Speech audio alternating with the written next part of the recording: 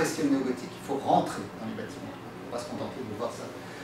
Faire des édifices néo-gothiques, ils se sont dit, mais on a là, c'est pas du tout une architecture, comment dirais-je, artisanale, démodée. Non, c'était au contraire une architecture extrêmement savante et intéressante à notre époque, qui a connu effectivement donc, son apogée du XIXe siècle, qui a commencé au milieu du XVIIIe et qui a concerné le monde entier. S'exprimer de manière différente selon les pays. Vous allez avoir un néogothique français, un néogothique allemand, un néogothique anglais, etc.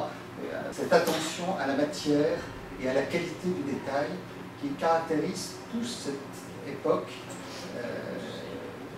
on est vraiment très attentif à mettre dans le bâtiment, dans l'église, tout un ensemble, qu'on appelle le mobilier en général, tout un ensemble d'œuvres qui concourent à l'effet général, qui est, bien sûr, la liturgie.